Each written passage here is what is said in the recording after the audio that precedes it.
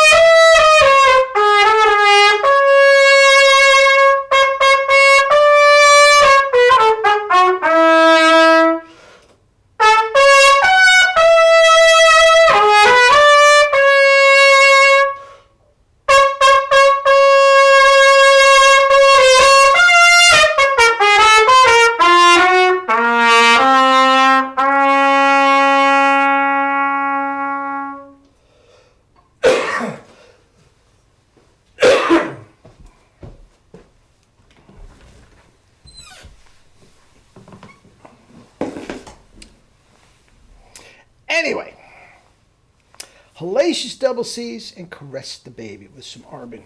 What was that, number 7? The lyrical passage? Doesn't matter. Anyway, Bud Brisbois. Yeah, one of the greatest iconic high note players ever. I mean, really had the goods. He grew up in the Midwest. Had very little classical training. That to me is extraordinary. It really is. I can't fathom that. As you know, my doctoral work and all this sort of stuff. I am badly overeducated. I mean, in Vacchiano and Broyles and Jerry. I mean, I've been taught since, both my parents were teachers. And somebody like Buddy Brisbois, Dave Steinmeier is another one that never had a lesson. I find the whole thing absolutely mind-boggling. That is some serious talent.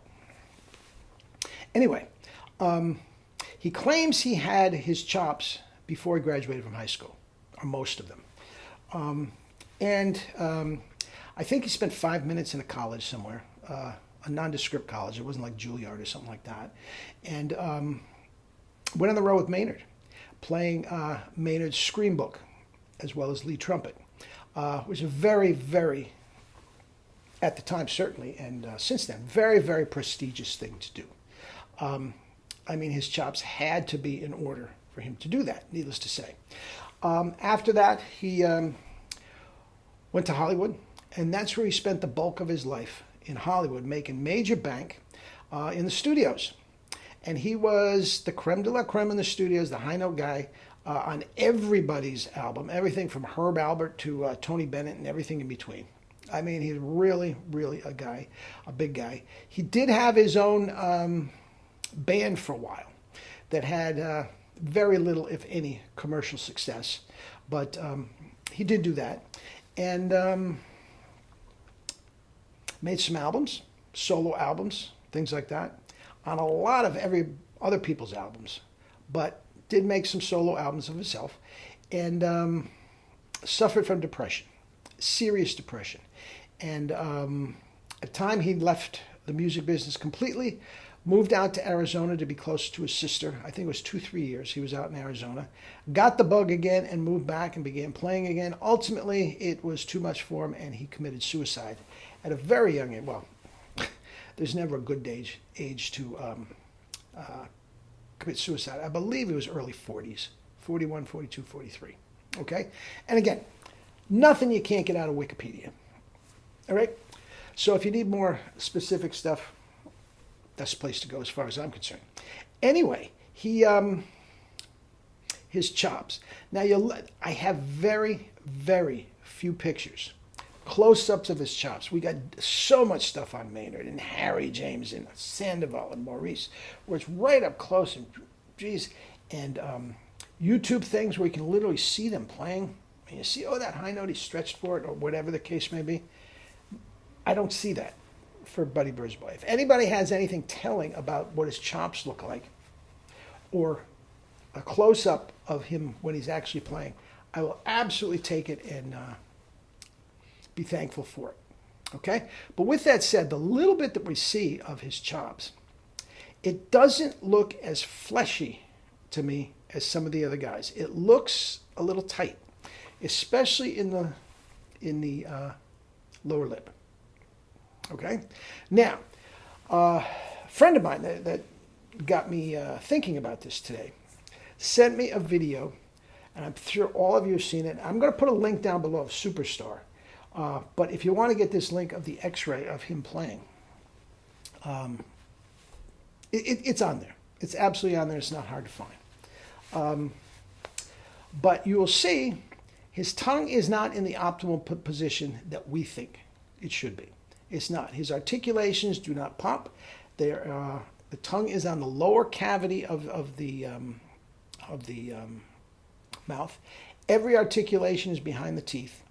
And he definitely has e syllables where it rises in the back.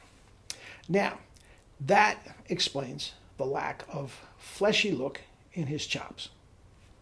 Okay? Now, all you trolls, relax. If you just remember what I said, the great Buddy Brisbois and all this sort of stuff, most of the people that are following this video, these channels for any period of time, know exactly what I'm about to say and what I'm going to talk about. Okay? And they know where I'm coming from. Now, his tone, it's not for me. I didn't like the tone at all. Now, remember, I'm thinking Mel Broyles, I'm thinking Herseth, I'm thinking Harry James, that fat, brilliant sizzle in the middle register. Forget the high notes for a minute. Guys, he didn't have it. He didn't have it. If you listen to Superstar, and the middle register did not sound great. It did not sound great. The notes don't pop. And again, this is just my subjective personal view. If you thought he was wonderful, great. Okay? Now, I am just going to compare him to other high note players. Okay? That will throw it out there and all of you can compare and contrast. Okay? Lynn Nicholson, much bigger tone than him. Much bigger tone than Buddy Brisbois. Walt Johnson, much better tone and a great tone in the middle register when he's doing his jazz stuff and everything. Cat Anderson covered him. Covered him, and a much better tone in the middle register.